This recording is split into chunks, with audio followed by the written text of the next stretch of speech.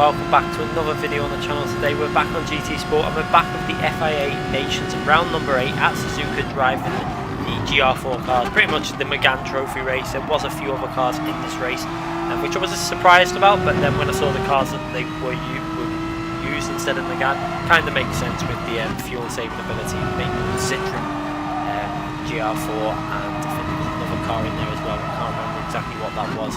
But obviously the Citroen's a kind of a car that you'd use for this track anyway, because it has really good tyre wear, it's got amazing fuel saving ability, and it's quite a good handling car. So when you think about it, it's not that much of a bad choice. But this was my main qualifying lap.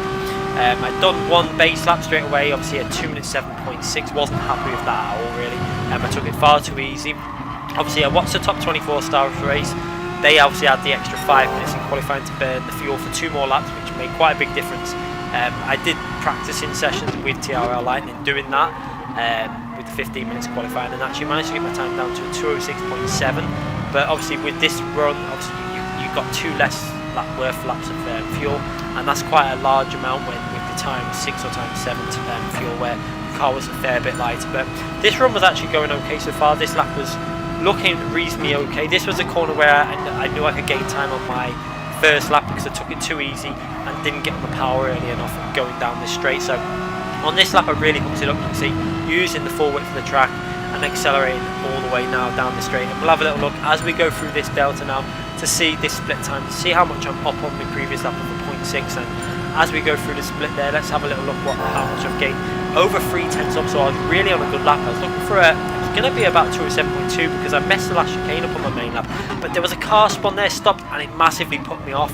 I backed out of the corner because I thought he was going to run ghost, and I ended up then running wide here. I lost quite a big chunk of time. I was really frustrated with that because it was heading for pretty much a 2:07 flat, maybe a 2:07.1, and go over the line on a 2:07.5. I completely lifted off the throttle and just backed out of attacking the corner because I didn't know where that car was going to run ghost. But I should have really been on for about, I think I would have, a safe, doing it normal would have been about 2:07.2 to 3, which would have been very close to pole. You can see pole ended up on a 2:07.3. I ended up qualifying P2 with that 2:07.5. Obviously different to judge these times from the top 24 because the top 24 had the extra 5 minutes to burn 2 more laps worth of fuel, and obviously get another lap in as well at the end on fresh tyres. So I think, judging by their race, I would have been reasonably, I think I would have been in the top 4, at least top 4 positions, because I got 2:06.7 in qualifying. And judging by GTP Adairn's pace, he was also going to be well up there. But you can see there was a Citroen up at the front in qualifying here now, and we've done quite well. And this really did make me wish that I'd done more of the Nations races earlier on in the season, because this race, the top 24 stars race, for me would have been a very strong race. This was quite a high split lobby. I did the first Nations race on the list. It was the first split. Obviously most the top drivers were going to be in the 8 o'clock split. So I decided to do the first one just to try and get some good solid points, and then give myself a bit of time to practice for the manufacturer's race, which I will upload tomorrow also, as I did actually manage to get into the top 24 stars race for that, which was actually quite a big surprise because I didn't expect to get into top 24's race. I just entered it just on the off chance of getting in it. I didn't practice before. I did a little bit of practice after this race, like I mentioned before. I did about 30 minutes in a proper lobby just to get used to the track, and then I watched the Nations race on the top 24 Nations race on Tidgeney's stream, and that ended at 9 o'clock. So I just jumped into the lobby expecting to be in like a second tier race, so wouldn't have needed that much practicing, and ended up in the top 24 stars race. So that was a little bit of a shock, but it was good for myself because it got rid of my bad round, and obviously you've got the bonus points. So that will be uploaded tomorrow. There was a little bit of an incident at the start which I'll highlight. It's not too bad, but did annoy me a little bit. But we're going to concentrate on this race for this video. Obviously starting P2, very happy with the qualifying. Obviously Group 4 cars, Megane Trophy, one of my favourite cars in the game, does suit me. That's why I'm starting P2 in quite a competitive lobby, and straight away tried to get a slipstream with GTP Adairn. And I was going to go straight away for the move. We're going to keep all the gameplay on board for this video. I don't normally do that, but I thought I'd do it for a change. Went for a move down the right side, and I could have squeezed it down there, and I decided to back out of that because I felt like if I would have carried on with that, I would have probably pushed GTP Adairn off the track, and it's just not worth risking it on that one. I thought, you know, I'm in P2, I'm in a good position. If I get solid points in this, it's going to put me into the top 10 in UK as well. I did have that in my mind. I needed a good solid round here to put me in the top 10 positions for the nations for the UK, which is probably, I think the UK leaderboard is probably the hardest leaderboard to get into the top 10 out of any other country. That's not being biased, I actually just think it's a really hard one to get in there. But you can see GTP Ardern pulling away slightly. I was trying to get in his slipstream, but I was trying to do some fuel saving also, because this Megane is very good at saving fuel. It really has a good ability to, if you short shift this car, it saves so much fuel. But straight away you can see managed to pull away from P3, which was really important in that Citroen. Needed to build the gap up, and I think GTP Ardern knew that as well. He was going quite aggressive, and that was helping me out. And you can see we've got rid of the slipstream of P3 already. Luckily for us, that Citroen then, although it's not got the cornering speed, the Meganes can't really get past it through the corners, but then on the straights it's a little bit faster down the straight. So the Megane was really suffering, struggling to get past that Citroen. But myself and Ardern now can just concentrate on the race and have a little battle and try and pull away from them. I could see straight away though that GTP Ardern was really on it on this track. I mean, I felt like I had a bit more pace than what I'd given this race, but I didn't. To be honest, I didn't want to push too hard, because I know that a good result in this race was going to give me some solid points to put me in the top 10. It's such a shame that I didn't do the other rounds in the nations, because I could have really have challenged for some of the top 24 races, I think. But you can see now, getting into the braking zone, trying to stay with Ardern here now. I'm really trying to get the power nice and early off the exit of this corner. Got a little bit of oversteer, that really did cost me a bit. You can see how much Ardern pulled away there. But luckily, very close to staying in the slipstream. So just trying to pick it up again, and then trying to short shift as well. I was trying to save a bit of fuel. I didn't want to burn all my fuel away, because I wasn't sure about that Citroen behind me. With that Citroen being behind, it was a little bit worrying, because I know how good that car can save fuel. At Bathurst we've seen it do the race without pitting and maintain reasonable speed while doing it. So I had to bear that in mind in this race. I had to think about it. Was he going to try and do a no-stop strategy, or was he going to try and... there was a potential to do a no-stop strategy in this track. I was so tempted to do it. I mean, I'm not really doing massive fuel saving now, and you can see I've got over 7 laps of fuel there, and there's 10 laps to go. If I would have gone into a fuel saving mode, I think it could have worked, but it would have been really risky to try the no-stop strategy. It could have been a really good move, and I could have got the win, but I think also it could have played against me, and I could have ended up losing more positions. So I kind of just went for the safe way of doing it, and then pulling away from the field behind, because the Citroen's kind of helping us out at this point. He's holding some of the other drivers up. He's obviously, they just can't get past him through the, on the straights, because the Citroen's so much faster than the Megane. That is the Megane's weakness, and it was such a good job that I actually managed to out-qualify that Citroen, even with not the best lap. A 207.5. It was okay, considering we only got 2 laps in our race, obviously 10-minute qualifying. But you saw how much I lost on that last sector. I lost at least 2 tenths just through that last chicane. I was heading for at least a 207.3, but obviously I had to back. I kind of just I backed out too much. I seen that car lose control, and it did affect the lap quite a bit. You can see now Ardern's actually broke that slipstream, and he had really amazing pace. So I have to give him credit for this. I think I did a practice lobby with TRL Lightning, and I think Ardern would have been able to not necessarily beat Lightning. I don't think he would have beat him, but I think he would have pushed him really hard. I think he would have been only a couple of seconds away out of the finishing line in the top 24 race, because he had such good speed. He was really on it, and you see, first lap was okay, obviously doing a bit of fuel saving at 208.3. Nothing, I did expect to be in the 207s for this race.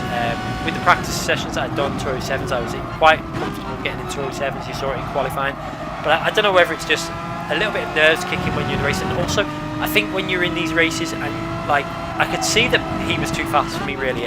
GTP for me to have run as fast as he was here now, I would have had to done a lot of practice, and I would have had to be really pushing the car, and I didn't feel confident doing it. And obviously I've got a comfortable gap now to P3, so I just felt a little bit safer just keeping it consistent and just not revving out there, maximum rev, just changing gear pretty much as the bar feels up there. You can see 5 miles per hour short run where you can shift this car. This car can go up to like 121 or something like that, I think, in 4th gear. I was changing it like 114, 115, just trying to make sure I'm not burning away the fuel, and trying to keep my laps consistent. As long as I kept them in 208s, I was reasonably happy with. I could have pushed for low 208s and late 207s, I think, if I really wanted to, but a Dern's pace there, I don't even think that was a particularly good lap for him at 207.6. It was too fast for me to, I could have probably got into slipstream. What I should have done really was just trying to hang on to his slipstream and use his slipstream to help me out. But I decided to try and save some fuel because I was worried about P3 rather than worrying about P1, and that was a mistake on my behalf. I really should have pushed a bit harder, but even then, I think I would have been risking it to try and keep up with him. He definitely had amazing pace here. You can see he's pulling away pretty much every lap. I can't keep up with him. He's driving pretty much perfect, and this is pretty much identical while TR Lightning was pulling away in terms of lap time, and it really does make me think if Dern was in that race, he would have been able to push Lightning quite hard in this race. I'm doing a good job, P2, happy with that, coming to the end of lap 3, just trying to keep it consistent. This last chicane, I was a little bit cautious on all the time, not really taking as much as I could have took off on cutting that. You can cut that chicane quite a lot, but just making sure I do it okay. Going to the right hand side to shorten the distance between the lap. You see another 208.2. So solid lap times coming in at the moment. Not stupidly fast, but they're consistent, and that's what I really wanted to do. Just keep the laps reasonably consistent, don't make any errors, and just keep it calm without obviously losing control of the car.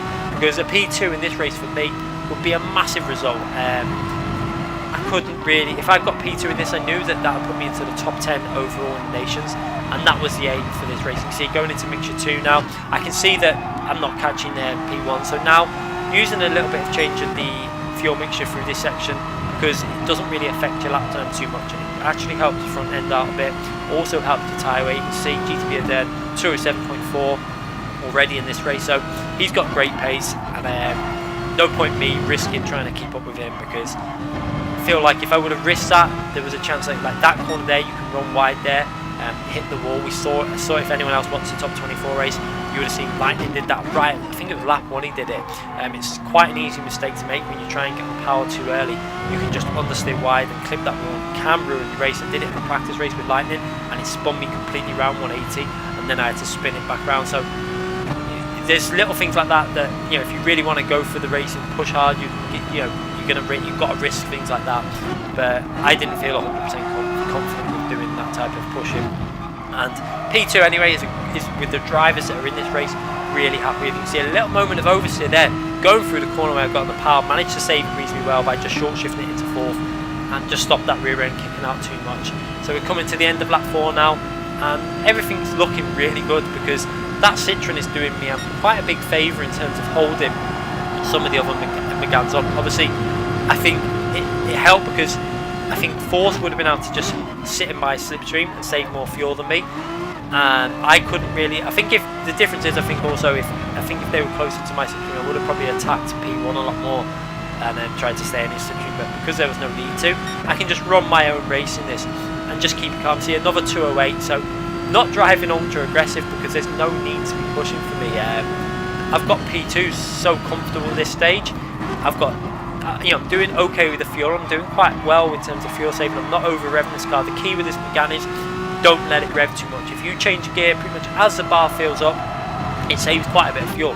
If you start really revving out like a qualifying lap, the fuel will just burn away, and that's when you'll lose a lot of your fuel and lose out in the pit stop. It was obviously an option to try and do something different in the pit stop phase for this race. I could have pitted at the end of lap 5.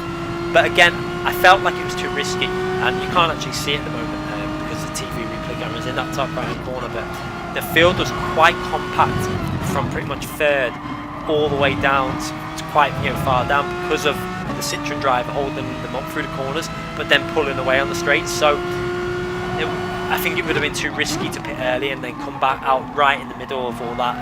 I did not want to do that because that was just going to lose my time. So I decided to pit at the end of lap 6. I think that's what GTB had probably had in his mind also, but I don't know whether.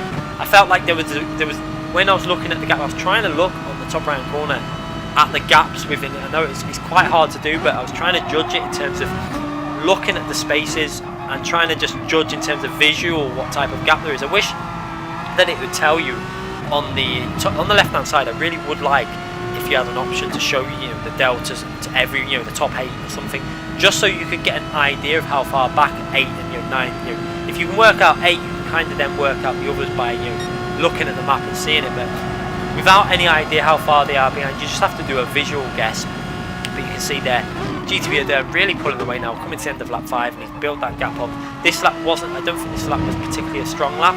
You can see the start, lap 2 and 3 were low 208s, which is okay to be fair when you're doing fuel saving. Tyre wear's kicking in a little bit at this phase, not massively. Obviously I've been doing fuel saving in these laps, another 208.6, not the best lap, but to be fair there was no need for me to be pushing now because I'm nearly 4 seconds ahead of P3. GTP Ardern's 4 seconds ahead, so for me this was the safest way to do this now. Just keep the car on the track, keep it smooth, don't make any errors, don't get myself into a situation where I could end up P8 or something. P2 in this race would be a great result, so just concentrate, keep the car going in the right direction. That was the aim for this whole race pretty much from now on, because I didn't want to make any errors and lose this position. I think I checked before the race, P1 was worth about, I think it was like 2,500 points, 2,400 something like that. P2 was like 2,300 and something. So when I knew that this result would get me over 2,300 points, and that was not a bad result because I'd only done 3 rounds worth of point scoring so far in this season. Obviously now for the official season I'm going to go and try and do every single race as much as possible, because I think it's going to be essential if you want to get in that top 24 race. And obviously the top 24 race, pretty much anyone who gets in that first top 24 race in both series, they're going to be the only ones that can come away with the top spot for their country, I think now, because there's 3 top 24 stars racing the next season. So whoever gets in, there's one on I think round 4, and then there's another one round 6 or something like that, or it might be round 6 and then round 8. So 2 so close together. I don't really like the idea of mid-season top 24 races, because it kind of you're just instantly giving the drivers that get in that mid-season one the win in their country. So it kind of demotivates a lot of the other people from that country to keep pushing. So I would like them to just get rid of them middle ones if they do it season 2019 season or whatever they do competitions after this. I would really like them just to get rid of that and just do the one at the end of the season. It would make more sense for me. So going into the pits, you can see done reasonably okay with the fuel, 24%. I think it would have been about, if it would have gone to lap 7, it would have been around 12%, 11, 12%, something like that. Some of the other drivers behind me obviously doing a lot of fuel saving behind that Citroen, but look at that Citroen, 33%, so he's been doing this fuel saving, and that's what I was very cautious of. But luckily I had quite a big gap going into the pits, so I knew I'd be able to come out ahead of him. And also I went in on lap 6 because I could see a gap, and just look, this was so lucky. As I come out the pits, I could see 2 cars coming behind me in the mirror, and luckily for me, I got out ahead of them. That was really important because they could have really helped me up. Being stuck behind 2 Meganes with worn tyres could have really lost me like a second and a half. But instantly, you can see, got so much more grip than them now, so they're not going to be able to stay with me through the corners. I'm just pushing hard now to try and see if I can put Ardern on a bit of pressure. He's obviously going to have to pit now on lap 7. He might have been able to, I think he had to pit on lap 7 anyway. Whether there was an option to not change the tyres in this race, I could have possibly have done that and maybe jumped Ardern. It would have been very close, but I felt like it wasn't worth the risk. You're going to lose so much time, and then you run the risk of obviously losing time to the drivers right behind me that would now be a bit closer, like P8, Tommy there in the Citroen. He would have gained a bit on me in the pit stop phase, maybe 2 seconds, a second and a half, something like that.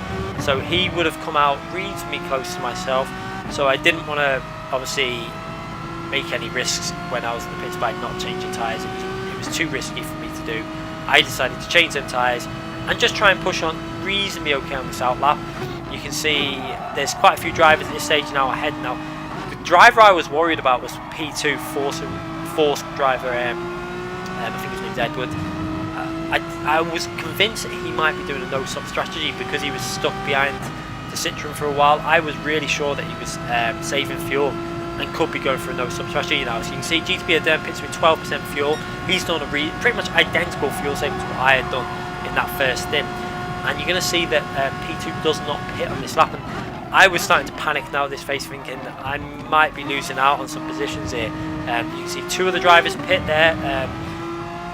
It's Devil and Benson there, but Force stays out, and I'm 9 seconds behind with only 4 laps to go. So kind of got a little bit panicky now, and I think it affected my driving a little bit on this lap. You're going to see as I go through the corners now, I think I try and overdrive the car because I feel like I've got to push really hard. You can see Adairn there 5 seconds ahead. He obviously, I think he must have short fueled a little bit on that stint. Maybe not put as much fuel as I did. I overfueled a bit though, so I could drive a bit more aggressively on this second stint, which is something that a lot of drivers do. They'll save their fuel on the first stint, put a little bit more on the second stint so they can drive harder. Obviously less laps on this second stint, so the tyres can take it a bit more. So that's why I did that for this race, is just to give myself a little bit more freedom to push if I really had to. And it looks like I might need to, because Force he's not pitted yet, and I was getting a little bit worried. You can see GTP Adairn's fastest lap 207.4. This lap I took it too easy on that corner, didn't really hook it up. You can see really disappointed with this lap so far. I was down on my bet. This lap really should have been a good lap. I've got lighter fuel, and it's not even going to be matching my lap 3 time so far. It's really disappointing. I did not hook this lap up, and I think it was because I was starting to get a little bit panicky about P1, whether he was going to be pitting or not. I was like, I can't be losing out on P2. I really wanted that P2 position, and I think Adairn also was thinking the same. I imagine that he was at this stage thinking, is he going to be pitting or not? Because I knew that it was a possibility that you could do this on this track and get away with it. So you can see Adairn's actually pulling away from me quite a bit. He must have been really getting his foot down and going for it, and then thinking the same and thinking, I'm going to have to push it, because if he doesn't pit, it could be close towards the end, especially if he starts holding Adairn up. As you go through 130R there now, pushing still behind on the Delta. So this lap has been terrible. I really did not hook this lap up. And again, going through the chicane, and let's have a little look to see if Force pits. And there's no sign that Force is pitting again. And this did start to make me panic quite a lot, because I was thinking, if you was gonna do the strategy, I was trying to work out in my head what you could be doing. The only 2 options that I thought that he could be doing would be, there's no way he would be changing tyres in the pits, because if you was going to change tyres, you wouldn't leave it this late, because you're just kind of losing out. So he's either doing a no-stop strategy, or he's going to pit once his fuel's completely gone, and then just do a splash and dash, put some fuel in and go. This was really quite tense now at this phase. Trying to push, you can see GTP Ghost Driver there could be doing something similar also. Maybe he didn't change his tyres in the pits, or maybe he's I don't know if he had pitted, or if he had just done the undercut on some other drivers, or if he hasn't pitted yet. He could be doing something similar to P1. But this lap now, you can see I start really pushing and really going for it, and seeing what I can actually get out of this car. So really attacking the apexes. You can see how much I took off the corner there, and again, look how much more I'm getting on the power and more of the track I'm using, because I'm starting to panic. And that's a purple sector, the fastest of the race. This is what this caused me. I started to think I'm going to have to really show the speed and really push now, because if I don't push to the end, I might be sitting in P3 here, and I really didn't want P3, although it was looking like that's what it was going to be, because if Force is not going to pit, I've got a long way to make up. Obviously he would be losing a lot of speed on the last 2 laps, so that's why I'm driving really aggressive now. I'm thinking I've got to give it everything. Just think, if he doesn't pit, I've got to give it everything to just put him under pressure. So really trying to be aggressive on the curbs, aggressive on the exit of curbs. Look at, you can see the difference in the exit speeds from the corners. I'm carrying way more speed, revving the car up more now. I'm pushing. I'm going into qualifying mode, and this is what I kind of need to do for some races more often. But every lap, it just needs a bit more concentration. You can see another purple sector there, fastest of the race so far. So going into the final corner now, and I've just got to attack this chicane as much as possible. So jumped over the curb, and luckily for me, Force pits. So I knew that he would be doing a strategy of not changing his tyres. So I need to just keep pushing now, make sure I come out ahead of him when he pits, and go over the line on a 207.3, and that really does show you the difference in terms of what how much I've been not pushing 100%. But luckily for me, as I go past, you can see there, I've managed to get ahead of Force by 2.5, 3 seconds ahead, and that's comfortable now. So I managed to hold a pretty similar gap to Adairn there. You can see he pretty much matched my lap there at 207.376. But I decided that 2 laps, 6 seconds, I'm not going to gain 3 seconds a lap on Adairn. So just back off a bit now, keep the car smooth, don't make any stupid errors, just keep the car on the track, and try and make sure I secure this P2 now, because I really did panic during that phase of the race. I was worried that I was going to lose that P2. I felt like I deserved it because obviously that qualifying I did a reasonably okay job. Could have been better obviously in qualifying, but Force obviously had to pit for fuel, and it was really an interesting strategy because he got stuck behind the Citroen, so very well thought out by him to do that and try and get the jump on the Citroen that way, because the Megane also has very good tyre wear. But you can see now I'm obviously able to really start pulling. Already a second and a half gained on Force since we pitted. He pitted in not even a lap, so his tyres just can't cope with the pace of a fresh set of tyres. So he's going to be under pressure from P4 very soon. And now you can see GTB are there really going for it in this lap. So it just shows you there was just no point me pushing too hard. I'm just trying to keep it, reasonably smooth now. Get to the finish. I've shown the pace that I could have done. 207.3. That's a good enough lap for me. I didn't want to push any harder than that. I didn't feel 100% confident in doing it much faster than that anyway. And you can see backed off quite a bit. 4 tenths down on this lap, and just trying to keep it smooth now to the end and just secure this P2. So let's see what P1 goes over the line on. I think he pulls off a really good lap on this lap. Let's have a little look at the fastest lap. I run a little bit wide there, and I knew straight away when I did that I'd get a penalty. But you see GTB Adena 206.8. That's a really fast lap. I think that's only a 10th down on what Lightning's fastest lap in the top 24 stars race was. So it really does show you what a good job he was doing there. He had amazing pace in this race, and I picked up that penalty. You can see lap 10 probably would have been another 207, but kind of a high 207. I just decided to back off now. There's just no point risking it. I need to make sure I get to the end with the fuel. I've got pretty much the right fuel to get to the end, but just get rid of that 1 second penalty at the finishing line. Don't take any risks now, because especially after that thing on the chicane there running wide, that could have easily have ended up in me spinning round, and I was already taking it easy. One thing that sometimes I think though, when you back off you kind of make more errors. I feel like you get out of the zone. Like when I was on lap 9, I hooked it up so well because I was really in a zone where I was pushing and I knew I had to push. Maybe I should just drive a bit more like that more often and just try and get in the zone, because when I do get in the zone I'm really able to just keep it together, and I think I make less mistakes probably than when I back off a bit. But it's all like in your mind, a lot of it, just trying to keep it safe. What goes through my head is if I spin and lose loads of positions, I'm going to be well outside the top 10, and I really wanted to come in the top 10. Even though I only did 4 races in the Nations, I still wanted to finish in that top 10 to make sure that I don't know how they were working the system for the next season, because apparently you had to finish in the top 10 for each manufacturer or nations, I think it was, to get into the final season's chance of making the top 24 races. Because if you're not an S-rated driver, you cannot do the top 24 races. But I presume that if I get an S in manufacturers, it will correspond to an S in the nations. So it might not have been an issue, but I just wanted to make sure anyway. But you can see there, GTB Adem pretty much 9.3 seconds ahead. So I've not done a bad job staying that close to him. He was extremely fast in this track. I've just got to get rid of that penalty now. So take it easy to the finish line, get rid of the penalty, and a really solid P2 finish. I was really happy with this. You can see, obviously lost out quite a bit on lap 10, put me over 11 seconds, but I was really about 9 seconds behind the Den there. So not a bad performance. Obviously he had really good pace, but beating a lot of other drivers and a solid point scoring round actually give me, I think it was 2,300 and something points. So we'll have a little look at pretty much the only incident that happened in that race was lap 1.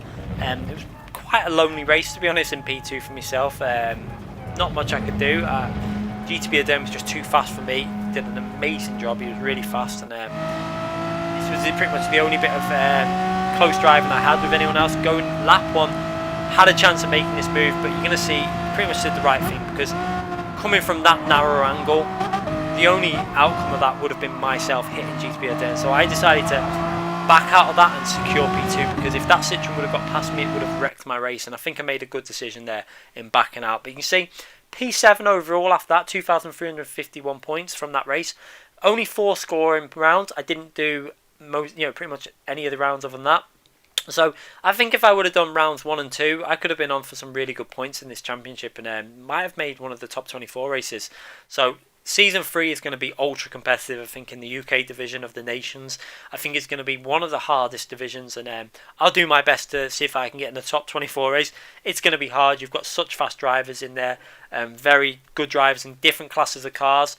It's just about keeping consistency for that first race. It's going to be so important to keep your first few races consistent. Unfortunately, one of the first races is in a go-kart, I think, the shifter kart, which I've never driven, so that'll be fun. Whether I'll get a good result in that is another thing, but I'll do my best. Anyway, I hope you enjoyed that video. I'm going to be back with the top 24 manufacturer race tomorrow. I'll probably edit that a bit more and change some of the stuff around. And also, I'm going to be getting on very early in the morning, 9 o'clock. I think the update is going to be live for the new GT Sport update. Interested to see what's going to be added into that. I'll try and get a video out straight away, a very quick